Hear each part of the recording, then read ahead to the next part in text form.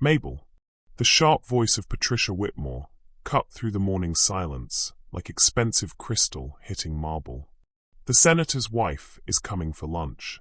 Make sure the Waterford crystal is spotless. And for heaven's sake, tell that son of mine to make an appearance. James has been hiding in his room for days. Yes, ma'am. Mabel's voice carried the perfect blend of respect and distance she'd cultivated over the years. Patricia Whitmore was a woman who collected charitable causes like designer handbags. Visible, impressive, but ultimately empty of real substance. As Patricia's heels clicked away toward her morning yoga session, Mabel continued up the stairs. She paused outside James's door, hearing something that made her heart skip. Was that, sobbing? Hello, my dearest family. Before we begin, let us take a moment to lift each other in prayer. Heavenly Lord, please watch over everyone watching this story today, guide their steps, and fill their hearts with love and hope. Amen. Family, you are not just subscribers. You are my strength and my inspiration to keep creating. To those who just joined, welcome home. Kindly subscribe to the channel. Leave a comment and let me know where you are watching from. I would love to meet you. Every story I share is a piece of me, my late nights, my dedication, my heart. When you leave too soon, it feels as though that sacrifice is unseen. Please stay with me until the very end. I love you all deeply. Now, let's begin our story. 20 miles across town, in a world that might as well have been another planet, Mabel's evening routine began differently. After serving dinner to the Whitmores and cleaning the kitchen until it gleamed, she would drive her 15-year-old Honda Civic to her small apartment above Mrs. Chen's flower shop. The contrast wasn't lost on her. From marble and gold to linoleum and second-hand furniture, from silence to the comforting sounds of a neighborhood where people actually knew each other's names. But tonight, something had changed. The image of James Whitmore III, not the confident young man his parents presented to society, but the broken boy she'd glimpsed through his bedroom door, haunted her thoughts. James had always been different from his parents. Where they were sharp and calculating, he was gentle. Where they spoke in commands, he asked questions. Mabel had watched him grow from a curious child who would sneak into the kitchen for her homemade cookies into a teenager who seemed to carry the world's weight on his shoulders. She remembered teaching her own students, years ago, before budget cuts and politics drove her from the classroom she loved. She recognized the signs. The way James would stare at books without turning pages, how he'd find excuses to avoid reading aloud during family dinners, the shame that shadowed his eyes whenever discussion turned to his academic future. What if he can't read?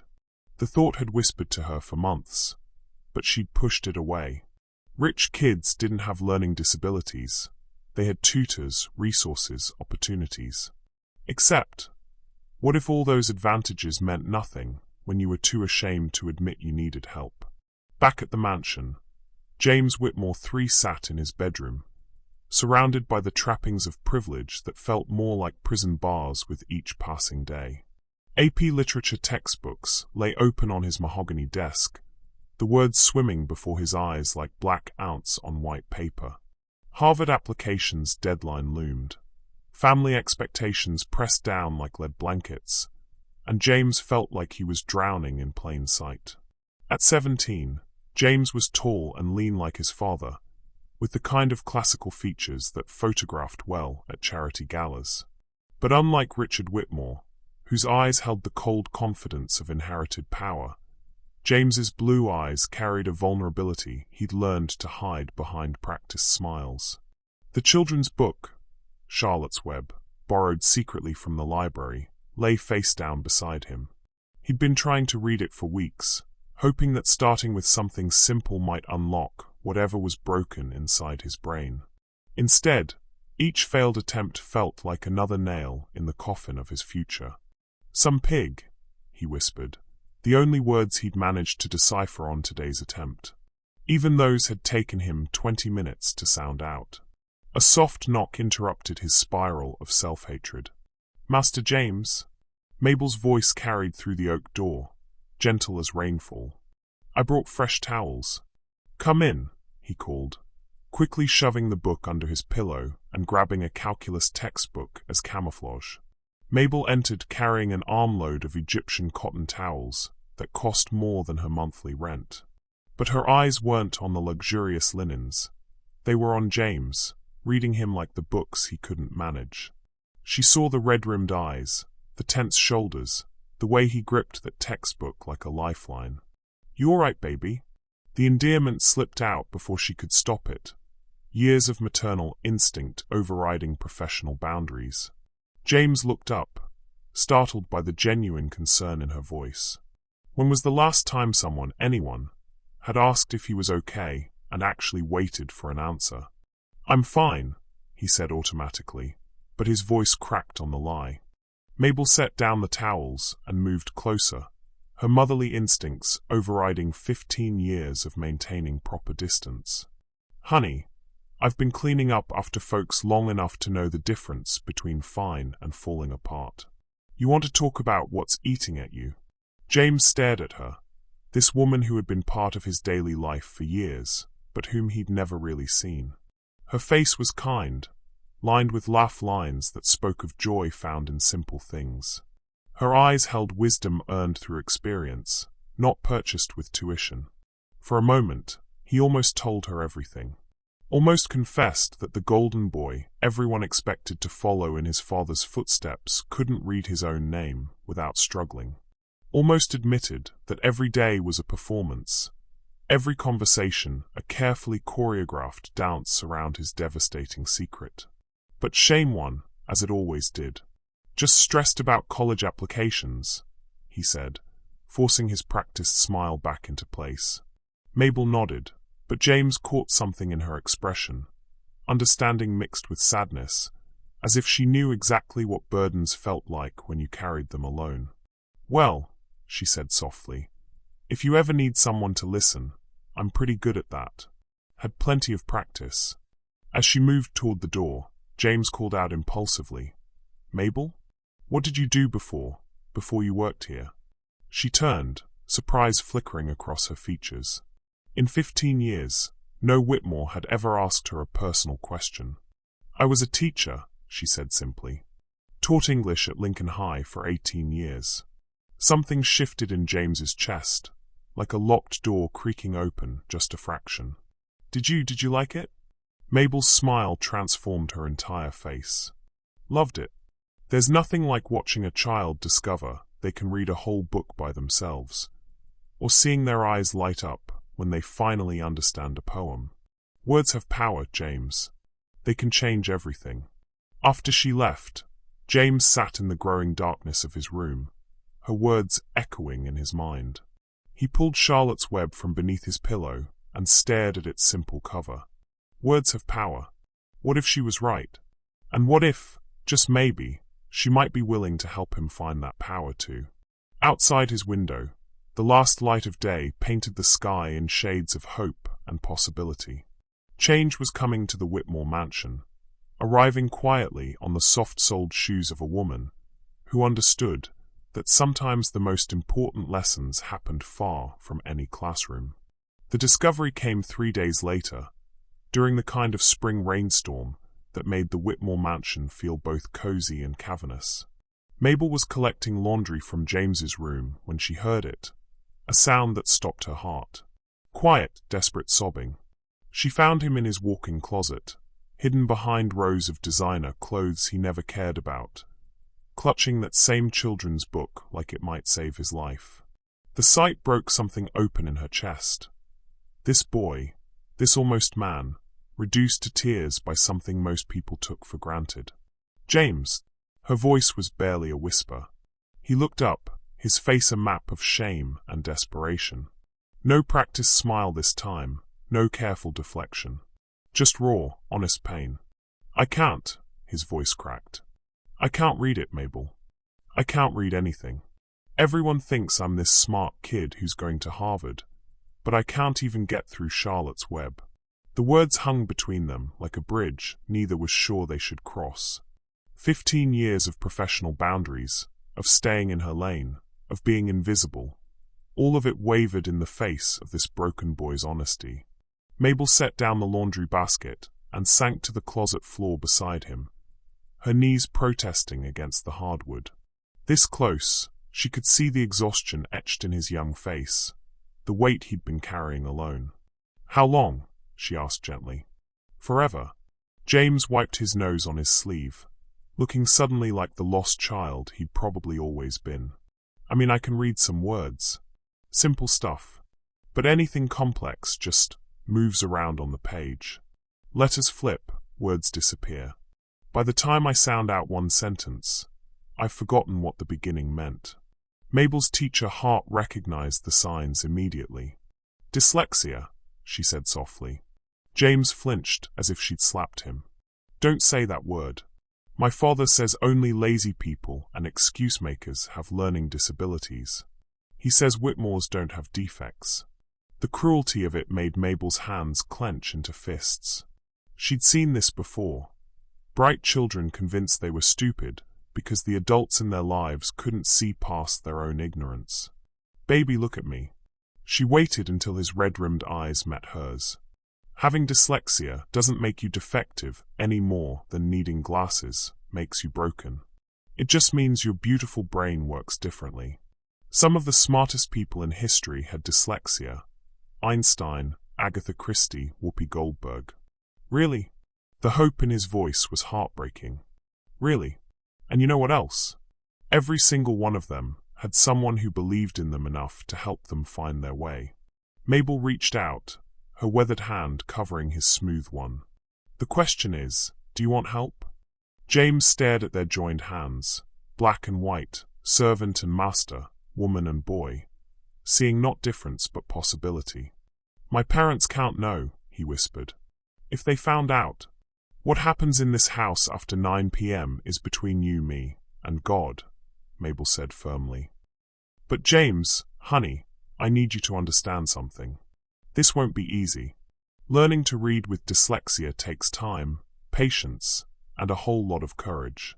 You ready for that kind of work?" For the first time in months, James felt something besides despair bloom in his chest. "Yes. God, yes. I'm so tired of pretending, Mabel. I'm so tired of feeling stupid." "You are not stupid." Her voice carried the authority of someone who'd spent decades recognizing intelligence in all its forms. "You're just a smart boy who hasn't learned how to unlock his own mind yet. But we're going to change that." She stood, brushing dust from her uniform, and extended her hand to help him up. "Tomorrow night, after your parents go to bed, meet me in the library. And James, bring that copy of Charlotte's Web. We're going to read it together, you and me. Every single word." As they stood in that closet, surrounded by clothes that cost more than most people's cars, something sacred passed between them. Not just a promise of reading lessons, but a covenant of trust, understanding, and love that transcended every artificial barrier society had built between them. James felt it, the moment his life divided into before and after. Before, when he carried his secret alone in shame. After, when someone finally saw his struggle and chose to help rather than judge. "Mabel," his voice was steady now, stronger. "Why are you willing to do this for me?" She paused in the doorway, looking back at this boy who was about to become so much more than his parents' expectations or his own limitations. "Because every child deserves to know the magic of words," she said simply. "And because sometimes, baby, the people who need us most are hiding right in plain sight." After she left, James sat alone in his room, but the loneliness felt different now. Not the hollow ache of isolation, but the anticipatory quiet before transformation. He opened Charlotte's Web to the first page, and though the words still swam and shifted, he no longer felt like he was drowning. Tomorrow night, everything would change. Down in the kitchen, as Mabel finished her evening duties, she thought about the boy upstairs and the journey they were about to begin. She thought about her former students, the ones who'd struggled and fought and eventually triumphed. She thought about the power of seeing potential where others saw problems. But mostly, She thought about love, the kind that shows up quietly, asks for nothing in return, and changes everything it touches. Outside, the storm was passing, leaving the air clean and full of possibility. In less than 24 hours, a maid and a millionaire's son would sit together in a library filled with books, and both their worlds would never be the same. The first lesson was about to begin. Are you enjoying this story? Then kindly click on the subscribe button below.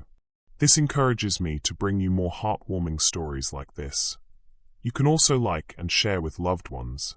The next evening arrived with the suffocating weight of second thoughts.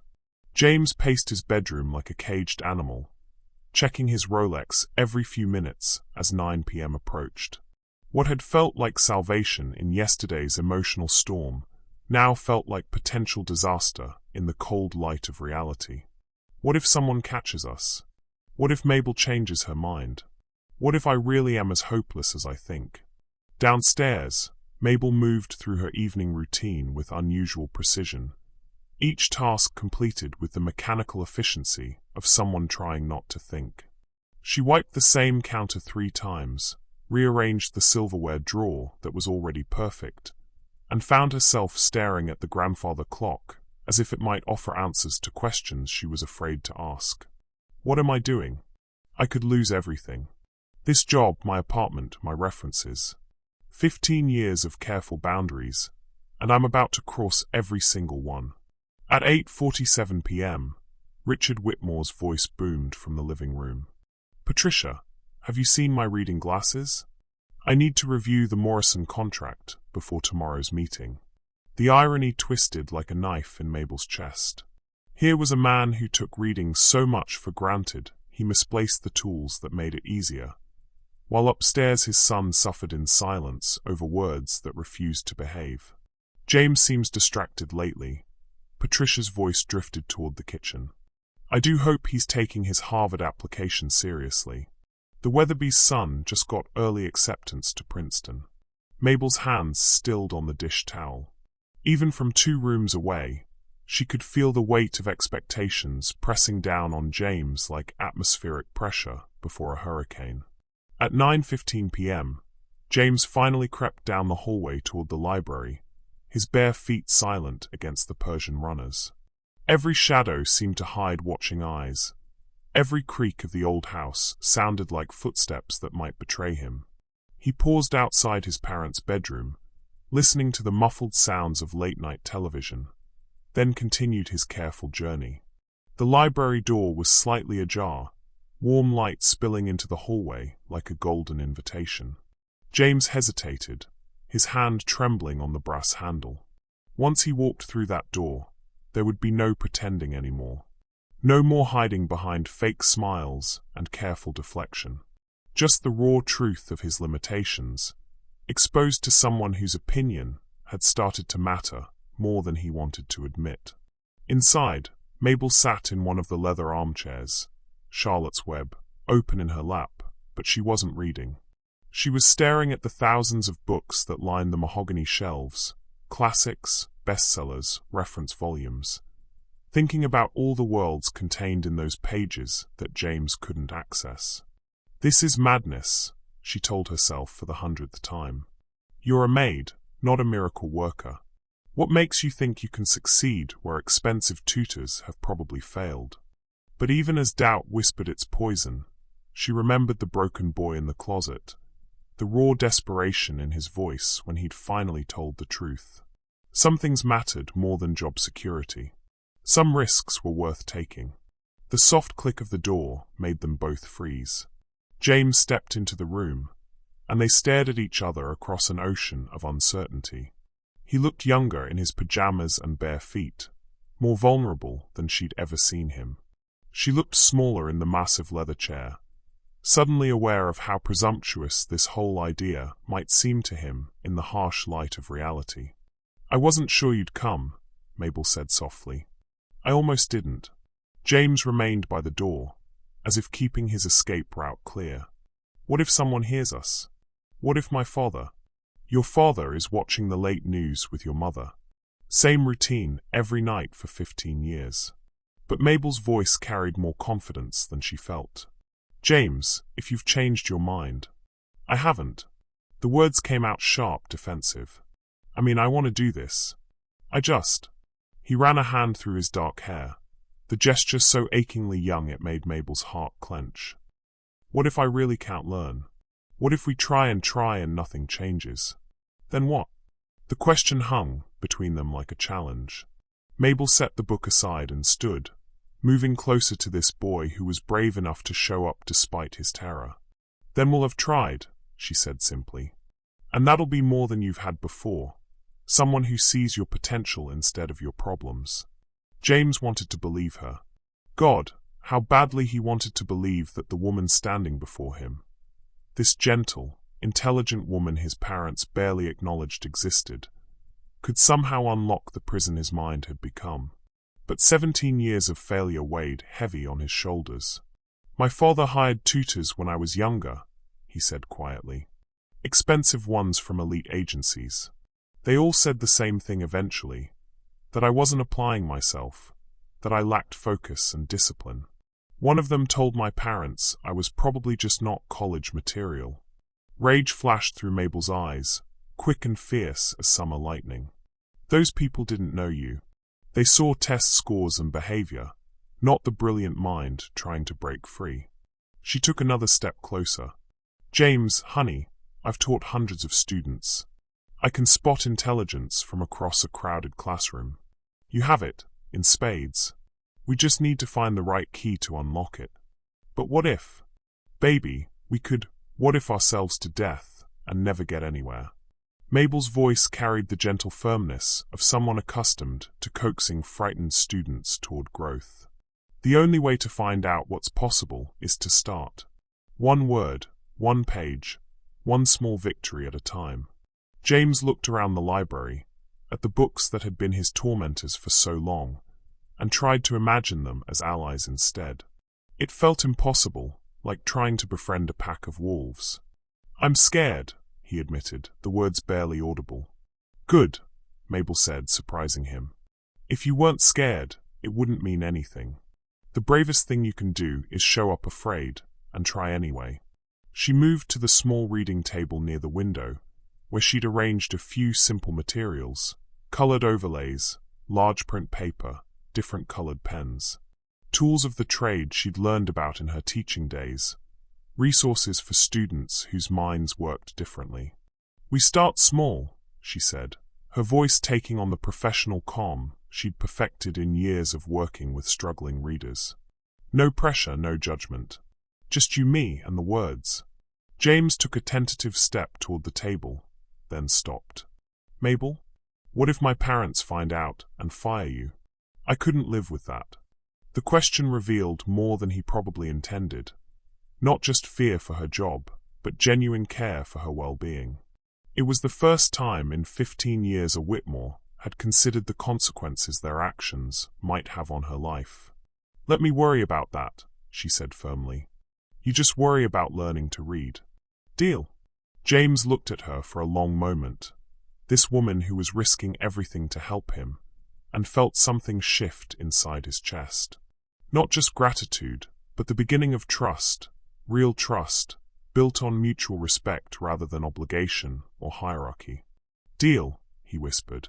But as he finally moved toward the table where his education would truly begin, both of them carried the weight of everything that could go wrong.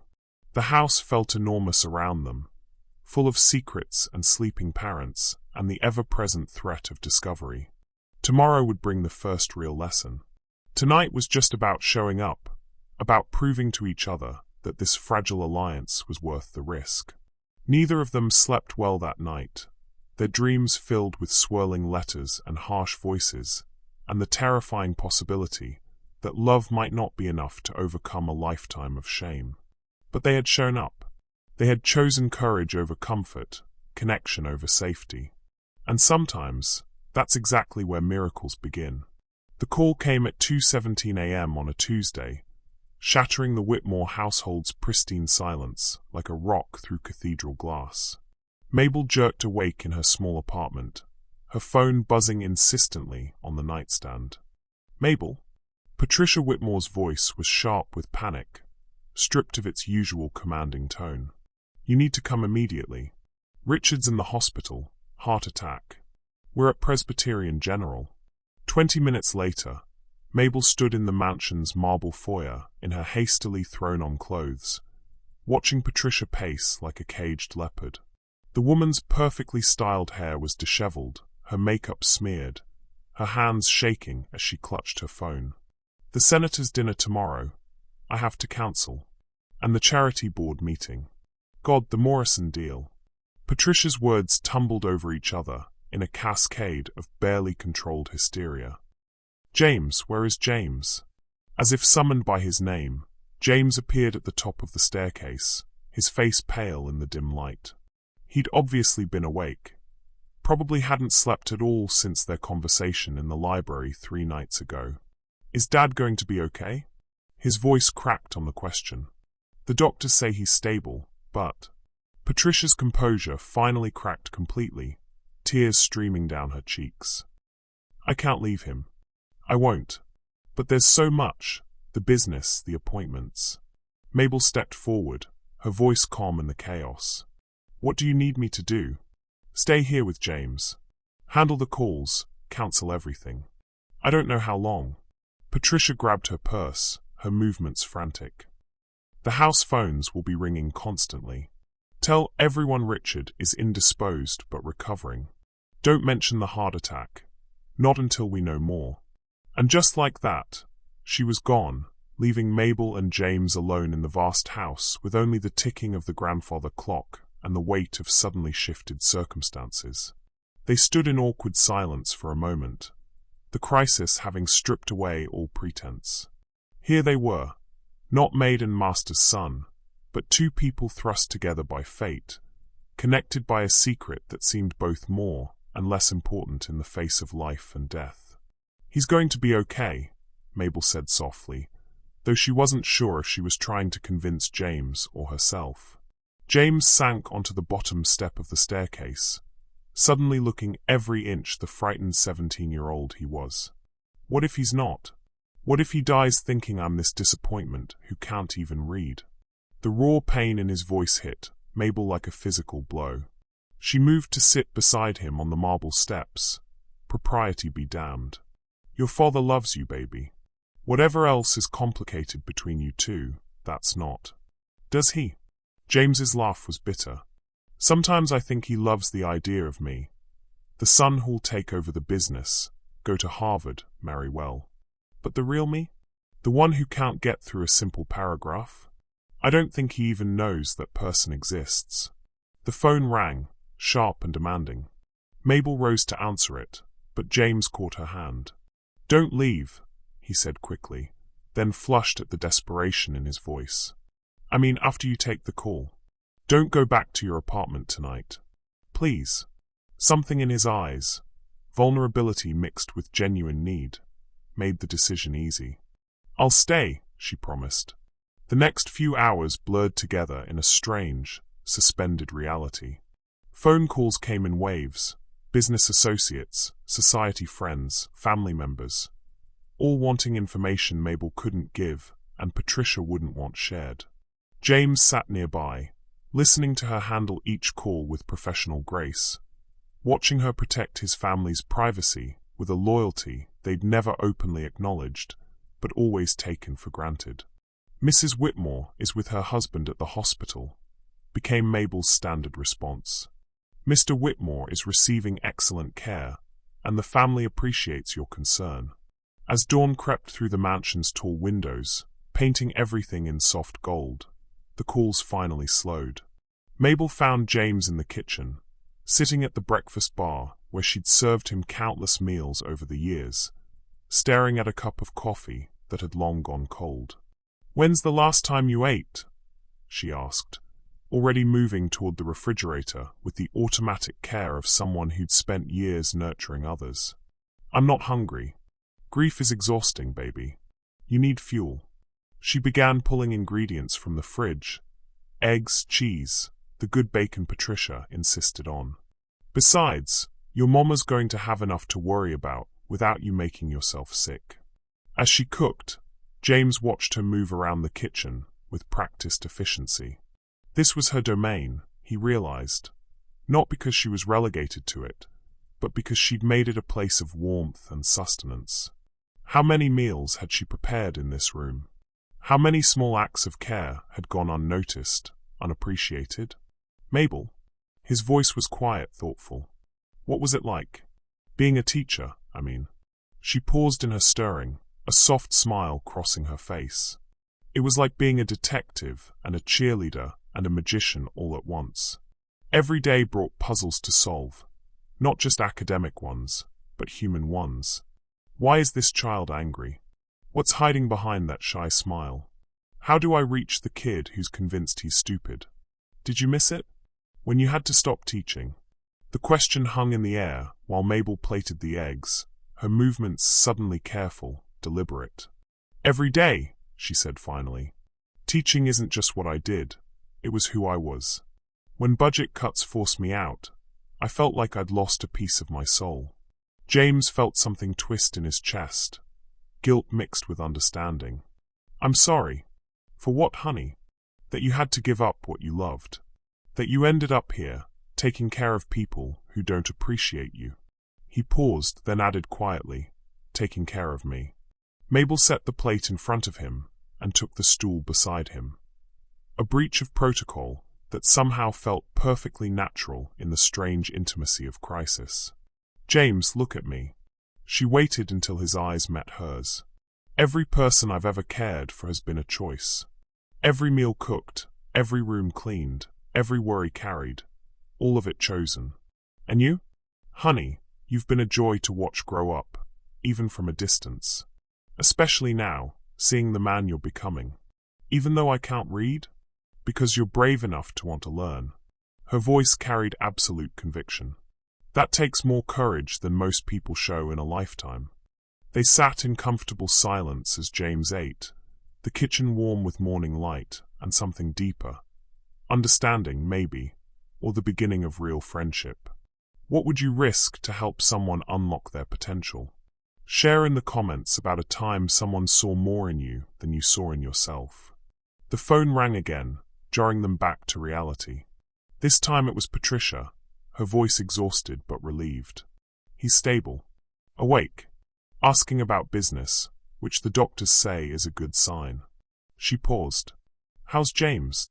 Mabel looked at the boy beside her. Tired but no longer alone. Scared but no longer hiding. He's strong, Mrs. Whitmore. Stronger than you know. After she hung up, James turned to her with something new in his eyes. Not just gratitude, but trust. Real trust. Tonight, he asked simply. Tonight, Mabel confirmed. Your first real lesson. The crisis had stripped away their carefully maintained distance, forcing them into the kind of proximity that makes pretense impossible. Richard Whitmore's heart attack had inadvertently given his son something he'd never had before. Time alone with someone who saw his potential instead of his problems. As they cleaned up breakfast together, moving around each other with surprising ease, neither spoke about the shift that had occurred. But both felt it, the walls coming down, the barriers dissolving, the space between them filling with possibility. Tonight, in a house still echoing with crisis, but stabilized by hope, a maid would begin teaching a millionaire's son to read. Not because she had to, but because she chose to. And sometimes, that choice makes all the difference. Thank you for subscribing to my channel. You motivate me to bring you more beautiful stories like this. Now let's continue. That evening, Richard Whitmore remained stable but sedated. Patricia maintained her vigil at the hospital, and the mansion settled into an unfamiliar quiet. James found himself drawn to the library earlier than their agreed meeting time, somehow unable to concentrate on anything else. The events of the past day had stripped away so many pretenses that even his own room felt like a costume he no longer wanted to wear. When Mabel arrived at 9 p.m., she carried more than just Charlotte's Web. A worn leather satchel hung from her shoulder, and James caught glimpses of colorful materials inside, things that looked nothing like the sterile textbooks that had been his enemies for so long. "How are you holding up, baby?" she asked, settling into the chair across from him. "Better, I think. Scared about Dad, but—" James searched for words. "Having you here today, it felt different. Like the house was actually a home instead of just a place where we all happened to sleep." Mabel's eyes softened. "That's one of the kindest things anyone's ever said to me." As she began unpacking her satchel, James leaned forward with curiosity. Out came colored transparencies, blue, yellow, green, followed by books with large, clear fonts, index cards in rainbow hues, and what looked like a collection of children's picture books. "Where did all this come from?" he asked.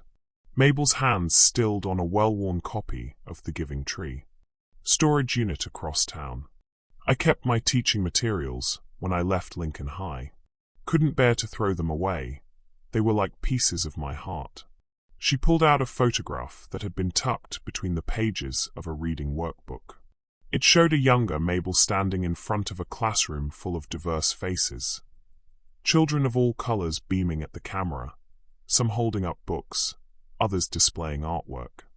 "My last class," she said softly, running her finger across the faces. 32 kids who taught me as much as I taught them." James studied the photograph, seeing his Mabel in a completely different light. Here she wore a bright yellow dress instead of her conservative uniform. Her smile was radiant instead of carefully contained, and her posture spoke of confidence and authority rather than service. "You look so happy," he observed. "I was. Those children were my world." Mabel pointed to a boy in the front row with thick glasses and a gap-toothed grin. "That's Marcus. Came to me reading at a second-grade level when he was in 5th grade. Everyone had given up on him. By the end of the year, he was reading Harry Potter. What happened to him? Full scholarship to State University. Graduated summa cum laude in engineering." Pride rang clear in her voice. "Last Christmas card said he's designing bridges now." Bridges, James, imagine that. From a boy who couldn't read to a man who builds connections across impossible gaps. James felt something stir in his chest. Not quite hope, but the possibility of hope. And this girl? He pointed to a young Latina student holding up a colorful poster. "Maria.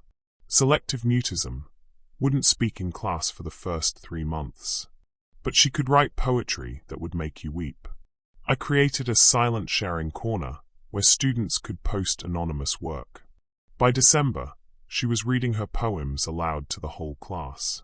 Each story Mabel shared painted a picture of a teacher who saw past labels and limitations to the human potential beneath." James began to understand that his request for help hadn't been an imposition. It had been an invitation for Mabel to return to who she really was. "Why did you have to leave?" he asked quietly. Mabel's expression clouded. "Budget cuts. They said programs for struggling readers were luxuries the district couldn't afford. 22 teachers let go in one day, most of us with decades of experience." Her voice carried old pain, carefully contained but never fully healed. "They kept the young teachers, cheaper salaries, fewer benefits. Experience apparently wasn't worth what it cost. That's horrible." What was horrible was watching those children's faces when they realized their special programs were ending. Some of them had just started to believe they weren't stupid. One day they had support. The next day they were back to being labeled problem students. James swallowed hard, recognizing his own story in her words. "Is that when you came to work for my family? Needed the money. Your mama was looking for someone reliable, and I was looking for any work that would pay the bills." Mabel shrugged, but James caught the deeper truth. "Figured it was temporary, just until I could find another teaching position. That was 15 years ago. But you never stopped being a teacher, did you?" James's voice was full of sudden understanding. "All those times you helped me with little things. Tying my shoes when I was small, explaining things when I was confused. You were teaching then too." Mabel looked at him with surprise and growing warmth. "You noticed?" "I always noticed. You were the only adult who never made me feel stupid for asking questions." A comfortable silence settled between them, filled with new understanding. Then Mabel reached into a satchel and pulled out a thick folder, worn from years of handling. "This is my dyslexia resource collection," she said, opening it to reveal pages of research, strategies, and student success stories. "I started compiling it after I had my first dyslexic student, a little girl named Sarah who saw words as dancing letters. Her mama cried when Sarah finally read her first complete sentence." James leaned forward, studying the materials with growing amazement. "You've been researching this for years?" 23 years, to be exact. Every conference I could afford, every workshop that would have me, every article I could find. Dyslexia isn't rare, James. It affects about 1 in 5 people. But most folks don't understand it, so kids suffer in silence, convinced they're broken. She pulled out a laminated sheet covered in photos and quotes. "These are some of my former students who had dyslexia. They're doctors now, artists, teachers, business owners. One's a pilot, another's a chef who owns 3 restaurants. They all learned to read. They all learned to unlock their minds. Reading came after that." Mabel's voice carried absolute conviction. "See, traditional teaching assumes everyone's brain works the same way. But dyslexic minds are different, not less than just different. They need different keys to open the same doors." James felt tears prick his eyes as the weight of possibility settled over him. For 17 years, he'd believed he was fundamentally flawed. Now, looking at evidence of success stories just like his, he began to imagine a different future. "Will you show me?" he whispered. "The different keys?" Mabel smiled, and in that moment she wasn't the Whitmore family maid anymore. She was Ms. Washington, master teacher, armed with 2 decades of expertise and an unshakable belief in human potential. "First key," she said, pulling out a blue transparency, "is changing how the words look to your eyes. Many dyslexic readers see improvement with colored overlays. They reduce the visual stress that makes letters move around." She placed the blue sheet over a page of Charlotte's Web, and James gasped. The words seemed to settle, to hold still in a way they never had before. "Better?" Mabel asked, though his expression had already given her the answer. "I can see the words," he breathed. "They're not swimming anymore." Second key is multisensory learning. We're going to use your ears, your eyes, your hands, every part of you that can help lock in the learning. She pulled out textured letter cards. Third key is going at your pace, not some arbitrary timeline. As she continued explaining her methods, James felt something he'd never experienced before, genuine excitement about learning. This wasn't about forcing his broken brain to work like everyone else's. This was about discovering how his unique mind could flourish. "Mabel," he said as she finished her explanation, "why didn't anyone else know about this? All those tutors, all those specialists my parents hired." Mabel's expression grew sad. "Because they weren't looking for your strengths, baby. They were looking for your deficits. There's a difference between someone who wants to fix you and someone who wants to free you. Have you ever had someone see your potential when everyone else saw problems? Drop a comment about the teacher, mentor, or friend who changed your story." Outside, the first stars were appearing in the darkening sky, and inside the Whitmore Library, a miracle was taking shape. Not the kind of miracle that happens in an instant, but the kind that grows slowly, nurtured by knowledge, patience, and unwavering belief. James picked up the blue overlay and placed it over the first page of Charlotte's Web. For the first time in his life, the words held still long enough for him to really see them.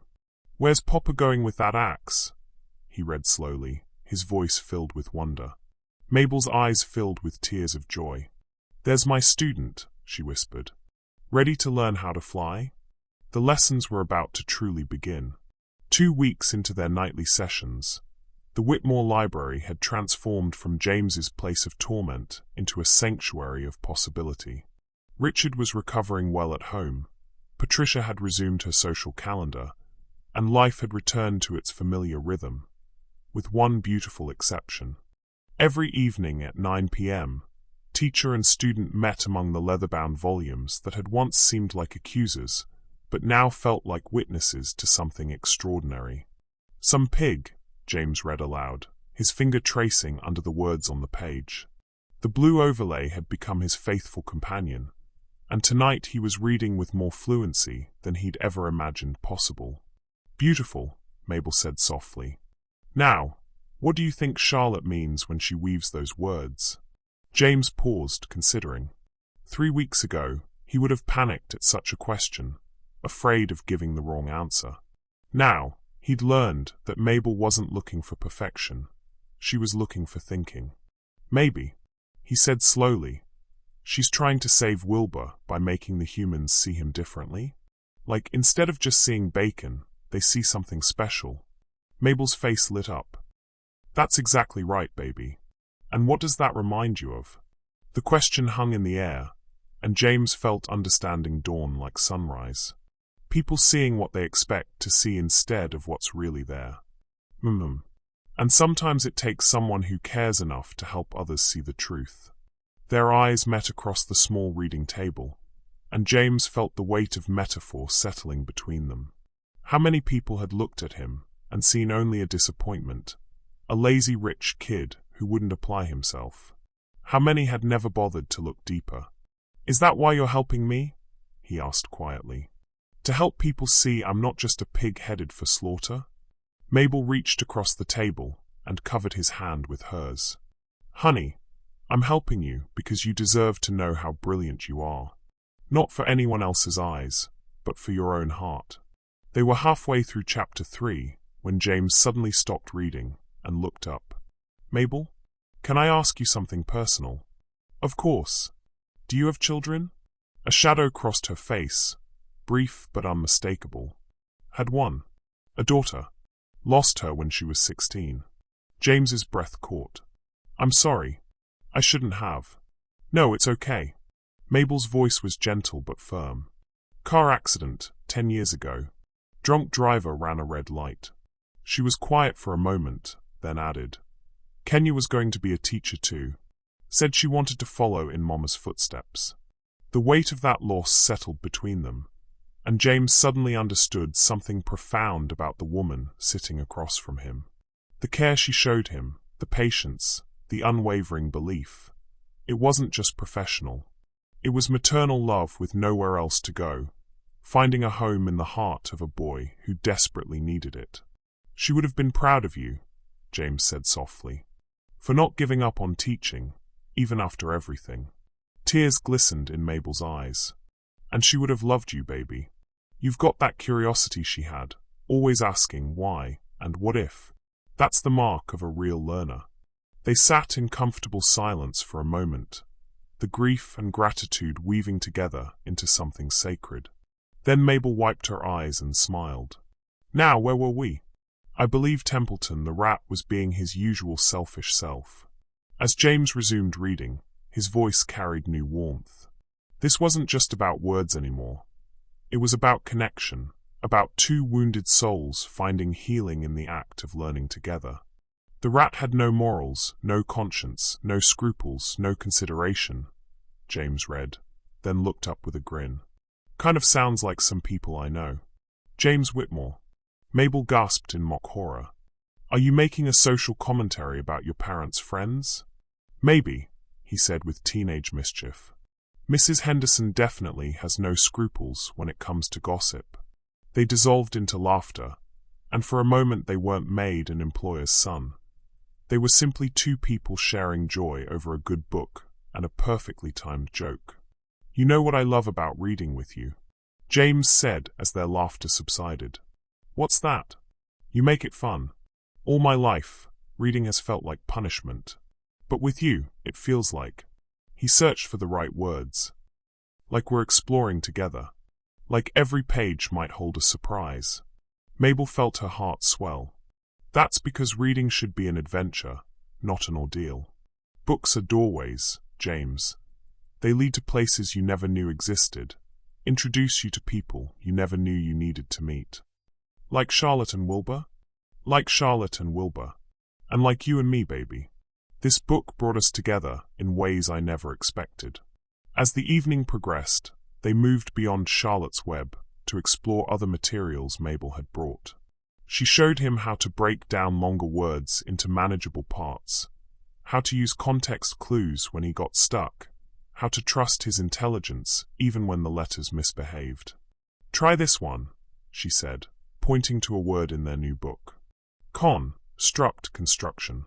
James beamed with pride. "I got it. You sure did. And look how you figured it out. You didn't panic. You didn't give up. You broke it down and worked through it." "It's getting easier," James said with wonder. "Not easy, but easier. That's exactly how it should feel. Like building muscle. It takes time and practice, but every day you get a little stronger." They were so absorbed in their work that neither heard the soft footsteps in the hallway until it was too late. The library door swung open, and Richard Whitmore stood silhouetted against the corridor light, his expression unreadable. Both James and Mabel froze, caught in the golden lamplight like deer in headlights. Books and reading materials were spread across the table, the blue overlay still positioned over an open page, colored pencils scattered like evidence of their secret sessions. "Dad," James said, his voice barely a whisper. Richard's eyes took in the scene. His son and the maid, sitting together at the reading table, surrounded by children's books and learning aids. His gaze lingered on James's face, noting the guilt and fear, but also something else. A spark of life that had been missing for years. The silence stretched unbearably. "Mr. Whitmore," Mabel said, starting to rise. "I can explain." "Sit down, Mabel," Richard said quietly. His voice wasn't angry, just tired. He moved into the room, his steps slow and careful. Whether from his recent heart attack or the weight of what he was witnessing, neither could tell. "How long has this been going on?" he asked. James found his voice, stronger than he expected. 3 weeks. "Dad, please don't fire her. This was my idea." "Your idea to learn to read?" Richard's question cut through James's desperate explanation. The words hung in the air like a confession. James nodded, unable to speak. Richard moved closer to the table, his eyes scanning the materials. He picked up one of Mabel's research articles about dyslexia, reading the title silently. "You knew," he said finally, looking at his son. "You knew what was wrong and you didn't tell us." "I was afraid," James whispered. "You always said Whitmores don't have defects." The words hit Richard like a physical blow. He sank into one of the leather chairs, suddenly looking every one of his 55 years. The moment balanced on a knife's edge, 3 lives hanging in the balance, waiting to see which way love and pride and fear would tip the scales. But that confrontation would have to wait for tomorrow. Tonight had been about discovery, connection, and the slow building of trust between 2 souls who had found each other across an impossible divide. Whatever came next, they had this. The memory of laughter over a rat named Templeton, the joy of words finally holding still on a page, and the knowledge that love had taken root in the most unlikely soil and was beginning to bloom. The confrontation Richard had postponed that night arrived with the brutal efficiency of a corporate takeover. James woke the next morning to find both parents waiting in the breakfast room, their faces set in matching expressions of controlled fury. "Sit down," Richard said without preamble. "We need to talk." James's stomach clenched as he took his usual seat, the one where Mabel had served him countless meals with quiet kindness. She was nowhere to be seen this morning, another bad sign in a morning full of them. 17 years, Patricia began, her voice sharp as crystal. 17 years of private schools, expensive tutors, every advantage money could buy. And you've been lying to us the entire time. "I wasn't lying exactly. You have a learning disability." Richard's words fell like hammer blows. "Dyslexia.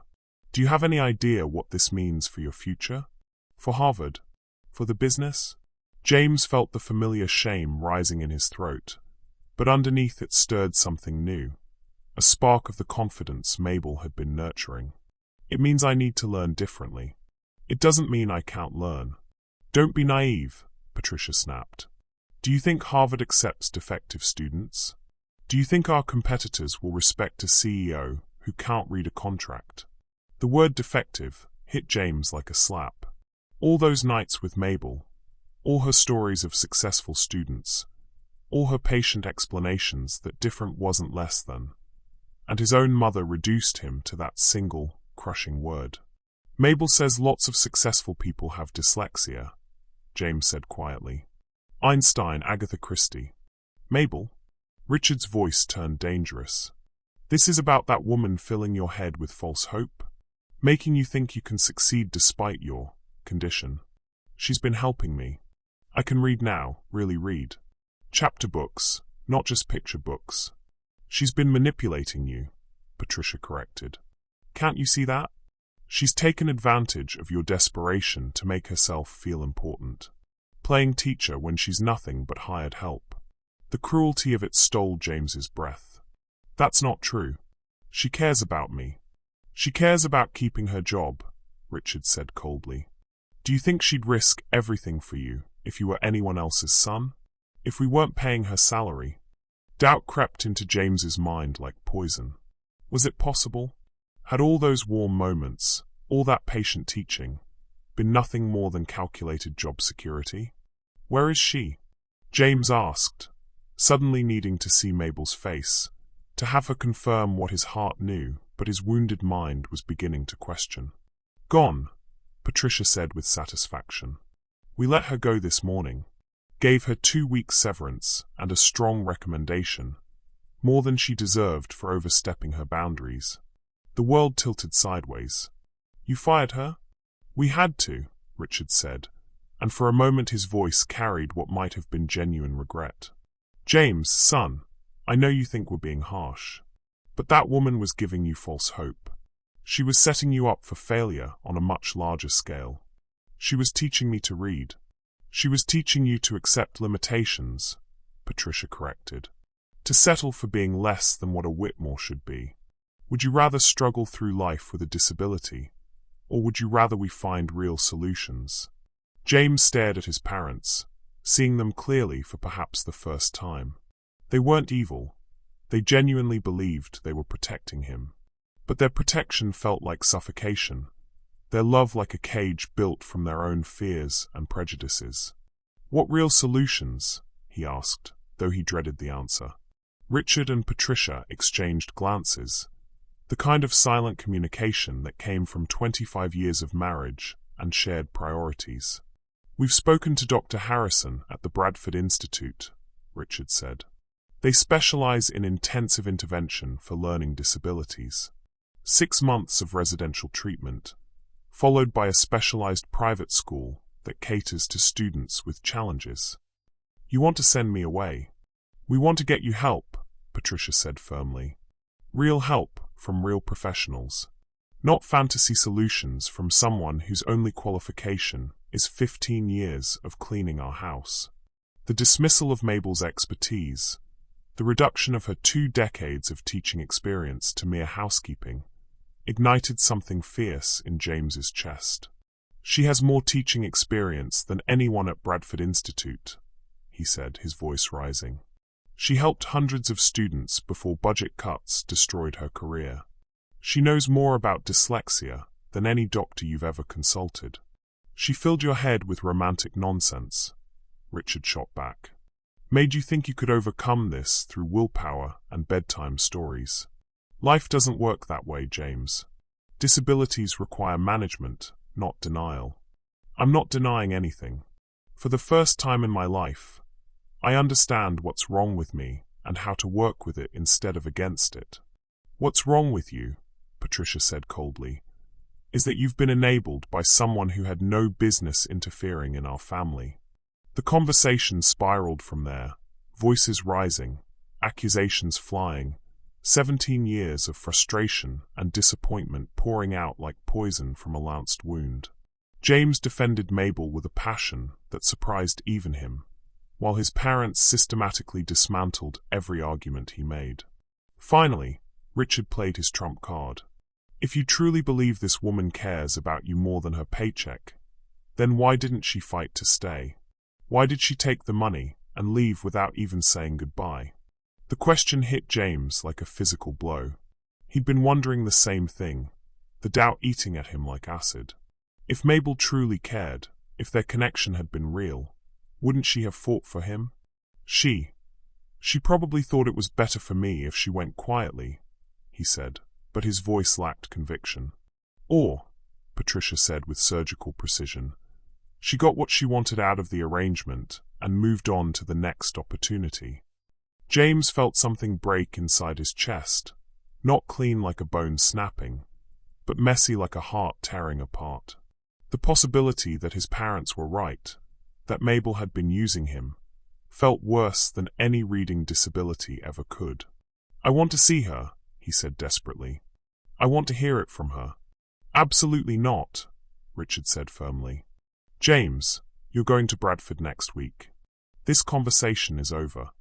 And if I refuse? The silence that followed was heavy with unspoken threats. Richard didn't need to say the words. James knew exactly what refusal would cost. His inheritance, his future, his family's support, everything he'd ever known. You won't refuse, Patricia said with quiet certainty. Because despite everything, you're still our son. And Whitmores don't run away from their responsibilities. James looked at his parents, these people who'd raised him, supported him, and loved him in the only way they knew how, and felt the last of his childhood die. They weren't villains.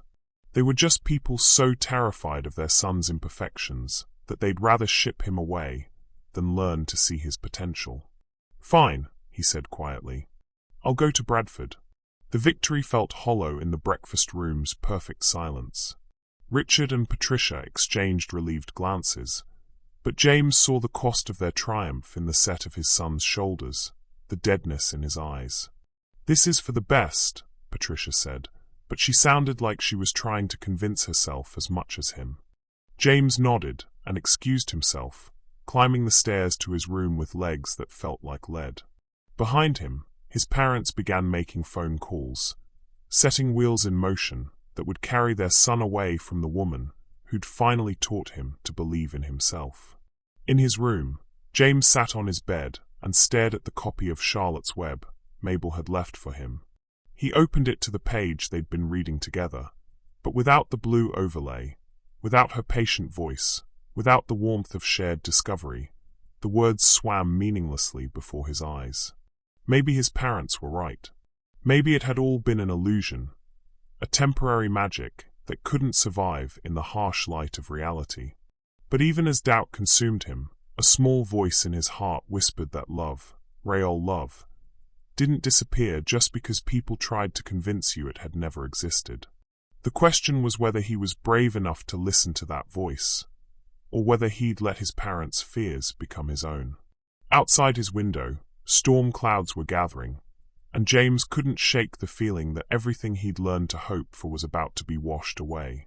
3 days passed in a fog of funeral quiet. James moved through the mansion like a ghost, eating meals he couldn't taste, making polite conversation that felt like reciting lines from a play he'd never auditioned for. His suitcases sat packed by his bedroom door, waiting for the car that would take him to Bradford Institute on Monday morning. But Sunday night, unable to sleep, James found himself drawn to the library where everything had changed. The room felt different now, colder, emptier, as if Mabel's absence had drained all warmth from the space. The books seemed to mock him from their shelves, their words once again dancing beyond his reach without her patient guidance.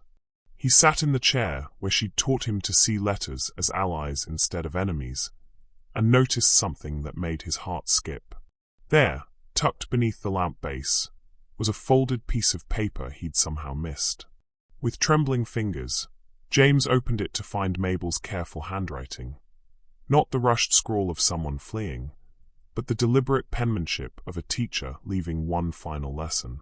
My dear James, if you're reading this, then you found my hiding place, the same spot where I used to leave encouraging notes for my most precious students. I pray you can read these words yourself, because that would mean our time together wasn't wasted, no matter what anyone tells you. By now your parents have probably convinced you that I was using you, that my care wasn't real. I understand why they'd think that. They love you so much they can't bear to see you struggle. But love, baby, I need you to know the truth. Every moment we spent together was a gift to me. Teaching you reminded me who I really am, underneath all the years of being invisible. You gave me back my purpose, my joy, my belief that words really do have the power to change lives. I didn't fight to stay, because sometimes the people we love most need us to step aside, so they can find their own strength. Your parents aren't evil, James, they're scared. Scared that the world will hurt you the way it hurt them. But you're braver than they know, stronger than they imagine. You have a choice to make, honey. You can let other people's fears become your fears, or you can trust what you discovered about yourself in this room. You can read. You can learn. You can succeed. Not despite your dyslexia, but because your beautiful, different mind sees the world in ways others never will. Whatever you choose, know that I will always be proud of you. You taught this old teacher that it's never too late for miracles. With all my love, Ms. Washington. P.S. Check Charlotte's Web, page 184. Sometimes the most important words are the ones we almost miss. James's hands shook as he reached for the book, his heart pounding with possibility and terror. Page 184 was near the end, where Charlotte was dying, and Wilbur was learning what it meant to carry on someone's legacy. There, in Mabel's handwriting in the margin, were the words that changed everything. No one is ever really gone as long as they're remembered with love. You carry all your teachers with you, baby. Now teach others what you've learned. The truth hit James like lightning. Mabel hadn't abandoned him. She'd set him free. Free to choose his own path, to fight his own battles, to discover his own strength. But first, he had to find her. At 11 p.m. on Sunday night, James did something he'd never done before. He walked out of the Whitmore mansion without permission, without explanation, with nothing but his driver's license, some cash from his trust fund account, and a desperate hope that love could bridge any gap. The address on Mabel's final paycheck stub led him across town to a neighborhood where streetlights were sparse and hope was harder to come by. Mrs. Chen's flower shop sat dark beneath a small apartment with glowing windows, and James climbed the narrow stairs with his heart in his throat. His knock was soft, uncertain. When the door opened, Mabel's face cycled through shock, joy, and concern in the space of seconds. "James, baby, what are you doing here? It's almost midnight." "I came to apologize," he said, his voice breaking, "and to ask you not to give up on me." Mabel stepped aside, ushering him into her small living room. The contrast with his family's mansion was stark. Everything here was second-hand, but chosen with care, modest but warm with personality. Photos of former students covered one wall, their smiling faces a testament to lives changed by her dedication. "Honey, you don't need to apologize for anything," Mabel said, settling beside him on her threadbare sofa. "Your parents did what they thought was best. They were wrong." James's voice carried new strength. "About you, about me, about what I need." He pulled her letter from his pocket. "I found this tonight. You didn't abandon me. I could never abandon you, baby. But your family.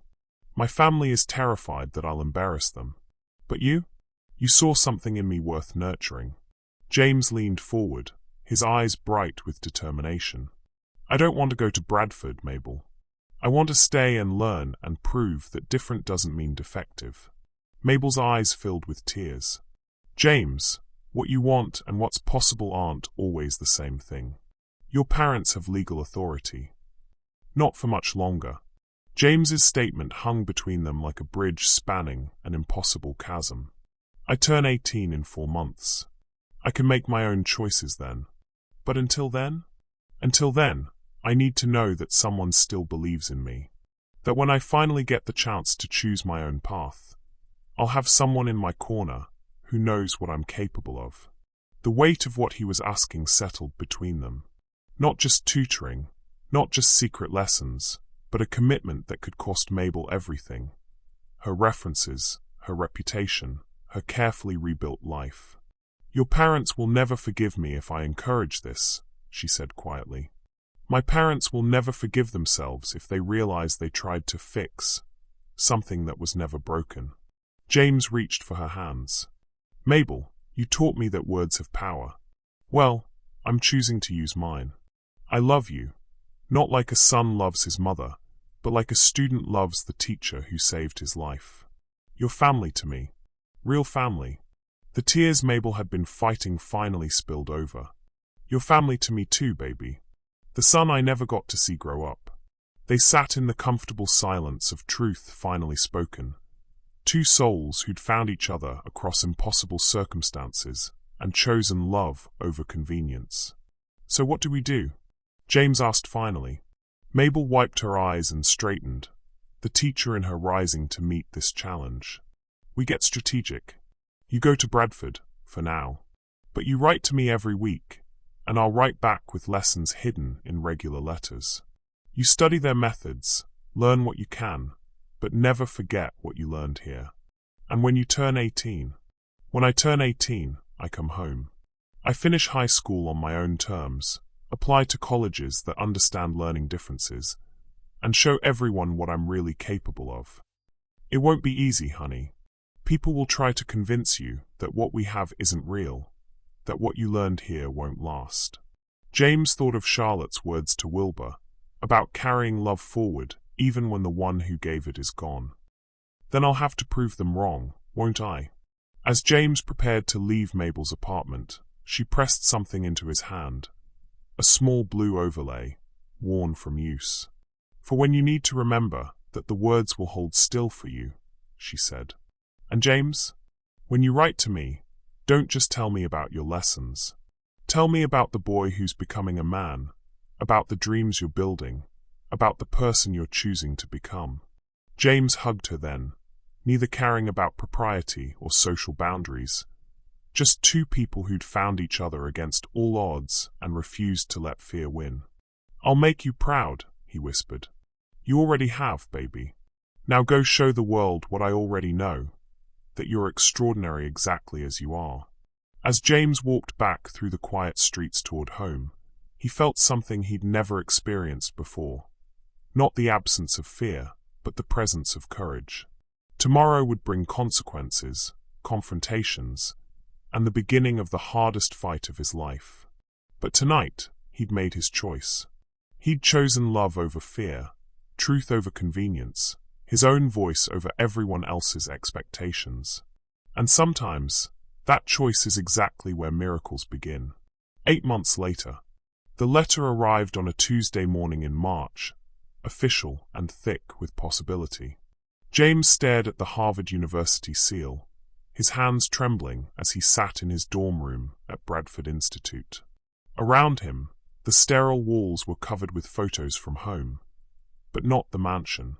These were pictures of a small flower shop, a woman with kind eyes, and dozens of books with colorful overlays marking his progress. He'd kept his promise to Mabel.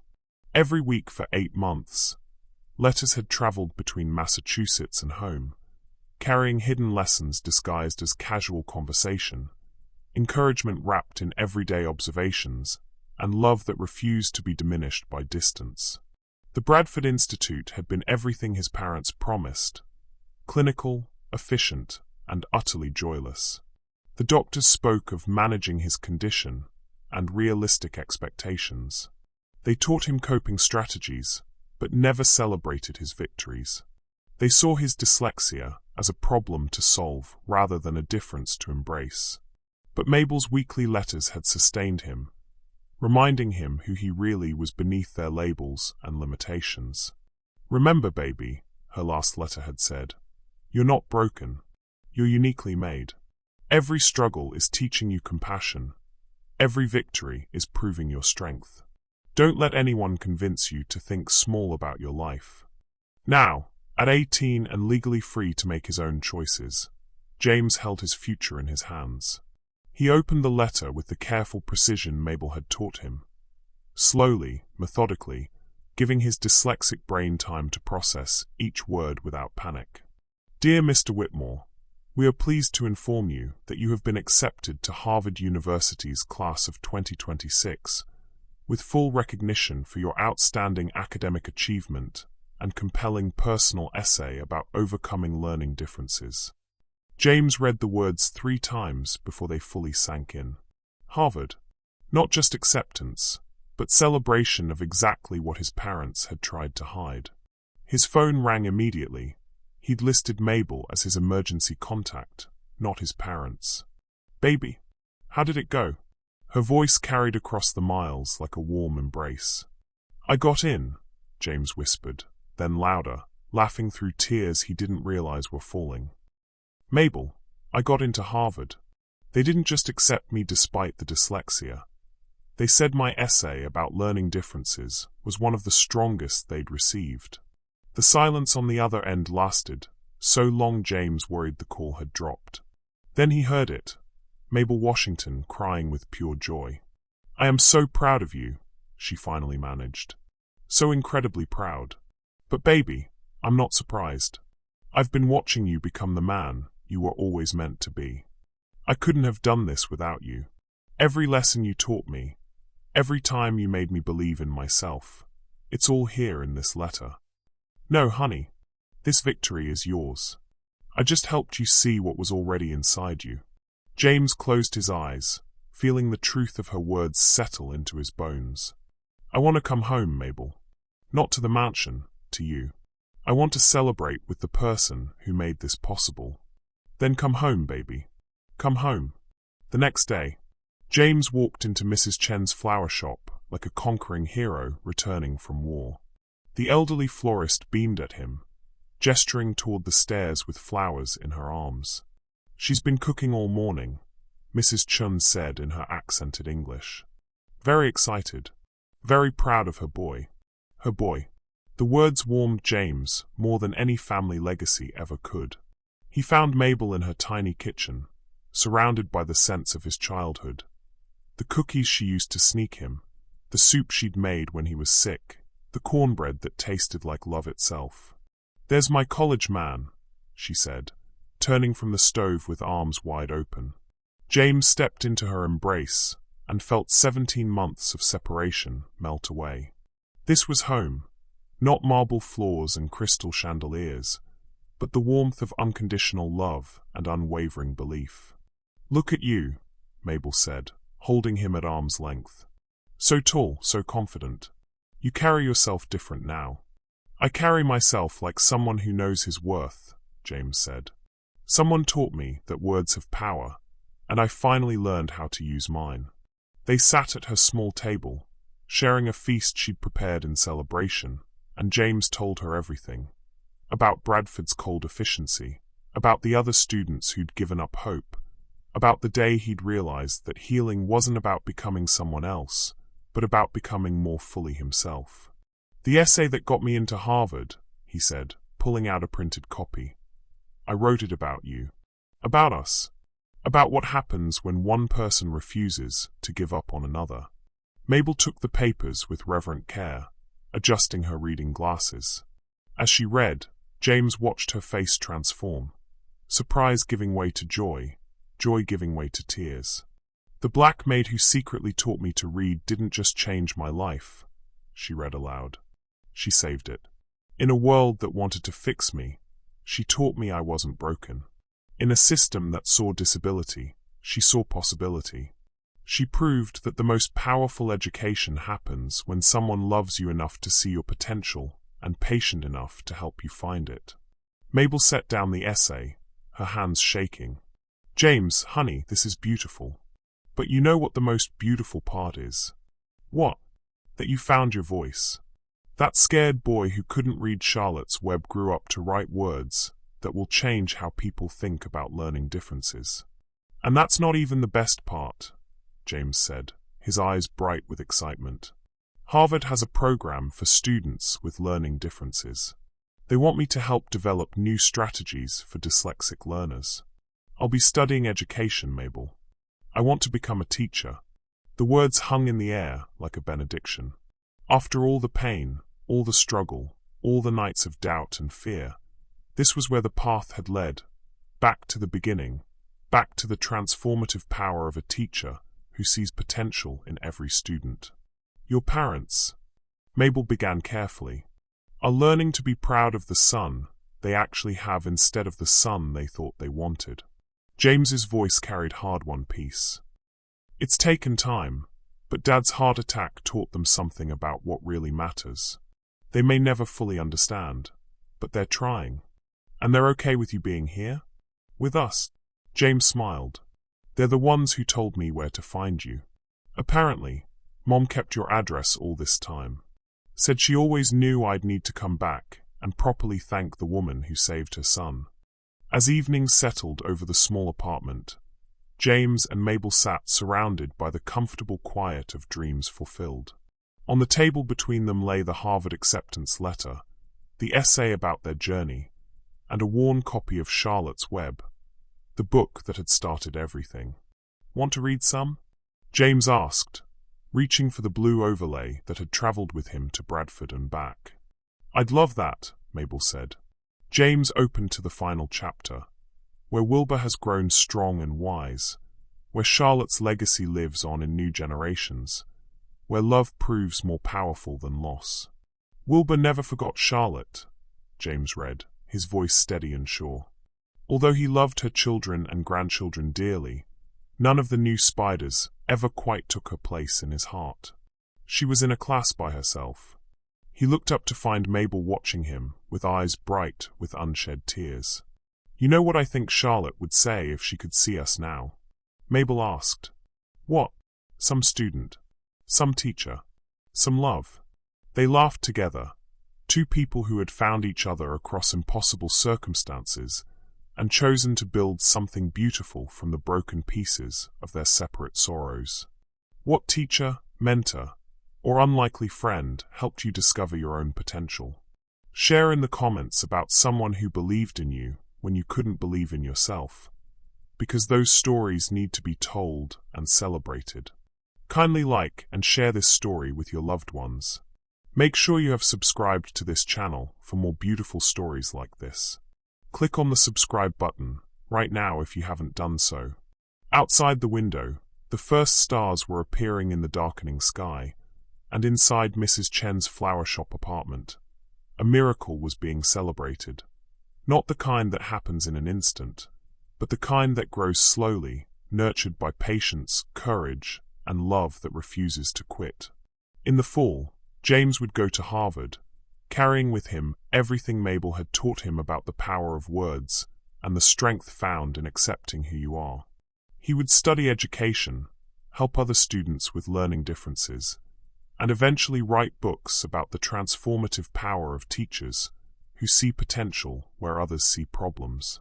But tonight was about gratitude, for the maid who became a teacher, the student who found his voice, and the love that proved stronger than every barrier society tried to build between them. Thank you, James whispered, the words carrying the weight of everything they'd been through together. Thank you, baby, Mabel replied, her voice soft with wonder, for letting me be your teacher one more time, for reminding me why I fell in love with words in the first place. As they sat together reading Charlotte's Web, their voices blending in the familiar rhythm of shared story, both knew that this was only the beginning. James would go on to touch thousands of lives, and every student he helped would carry a piece of Mabel's wisdom forward. Some lessons, after all, are too important to end with a single student.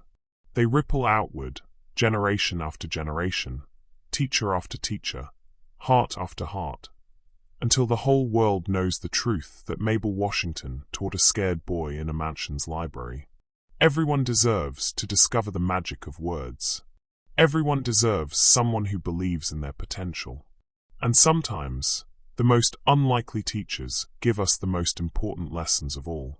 The story had come full circle, from tears over an unreadable page to triumph over every limitation others had tried to impose.